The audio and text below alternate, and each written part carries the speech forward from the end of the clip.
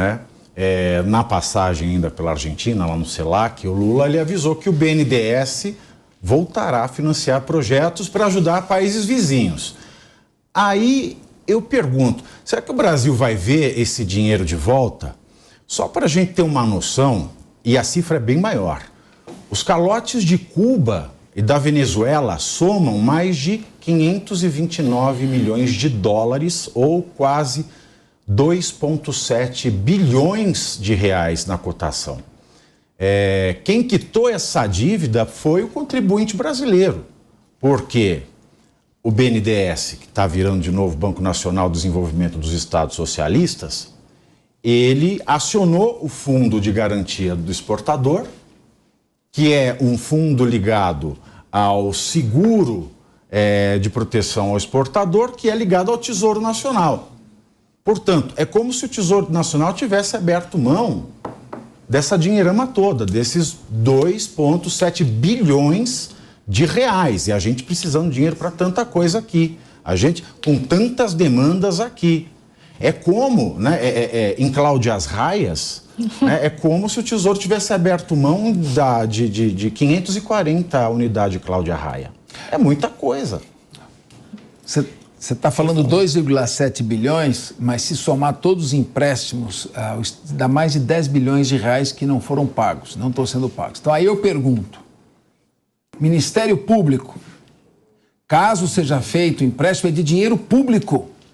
Quais são os princípios da administração pública que estão sendo obedecidos? Princípio da eficiência, princípio da legalidade, impessoalidade, moralidade. Então o Ministério tem o dever de fazer o questionamento desse, ou apurar qual foi a razão, o que motivou. Os parlamentares, deputados federais e senadores foram eleitos para fiscalizar, é uma das funções do Poder Legislativo fazer essa fiscalização. Então, o Poder Executivo, ele executa de acordo com a lei, de acordo com a Constituição, e o Poder Judiciário está lá para reparar abusos. Então, é importante também que se faça essa... também parece que só fiscaliza o que entra, o que sai. Ô, Felipe, e não veio nenhuma caixa de Habano Churchills pra gente, hein?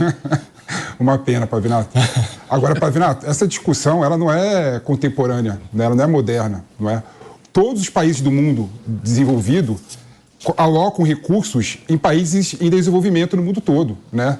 Você pegar, por exemplo, a Bolívia, né, que nosso vizinho aqui, a Bolívia, por exemplo, grandes projetos de infraestrutura são feitos com dinheiro de Portugal, com dinheiro da Espanha, com dinheiro da França, desde que a Bolívia contrate mão de obra daqueles países desenvolvidos. Ou seja, o problema não está no BNDES dar dinheiro para os países vizinhos do Brasil. O problema está na sistemática de garantia que esse dinheiro é empregado. Realmente é um absurdo botar 2,5 bilhões de reais e receber calote, não é? O que tem que ter é estruturas contratuais claras, eficientes, de modo que o Brasil possa reaver esse dinheiro, né? Mas eu não vejo nenhum problema. Isso desenvolve a indústria local, não é?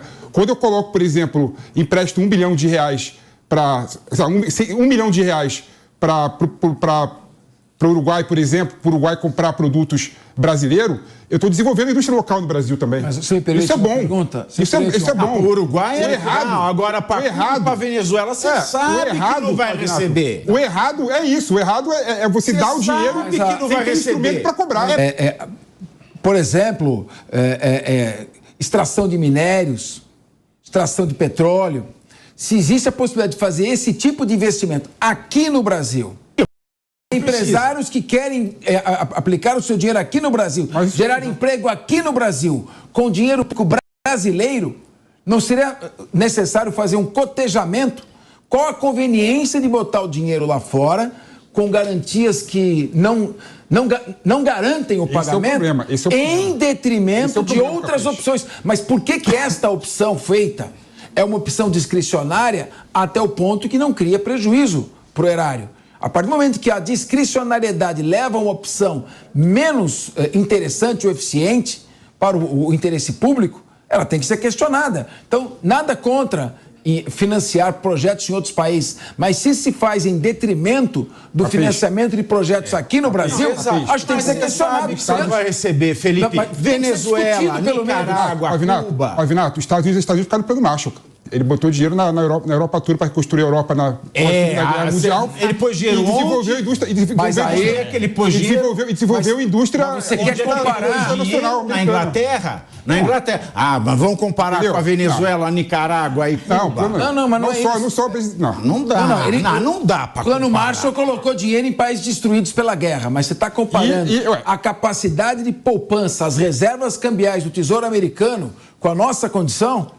Não, e países com ordenamento jurídico A receita é a mesma, Capês. A receita é a mesma, Capês. Não é, Fê. A receita é a mesma. Tá aí. Nelson, eles têm... Os países do Plano Marshall tinham um sistema jurídico vigente. Tinha segurança jurídica nesse país. Agora, que segurança jurídica eu tenho na eu concordo que o problema está na segurança jurídica. O problema não está no instrumento, entendeu? Felipe, você está comparando incomparáveis. São situações, são premissas muito diferentes. O Capê já deu exemplo aqui. Será que as Olimpíadas desse fazendo ginástica desse jeito, hein? Será que a gente não tem no Brasil algumas regiões que poderiam, por exemplo... Diego Hipólito. Já estou imaginando aqui o Felipe fazendo a ginástica do Diego Hipólito. Mas será que no Brasil a gente não tem regiões que poderiam ser foco desses financiamentos? Não, porque aqui no Brasil, apesar da gente vir bem na economia nos últimos anos, especialmente na política econômica do Paulo Guedes, a gente tem ainda uma desigualdade econômica muito grande entre as regiões.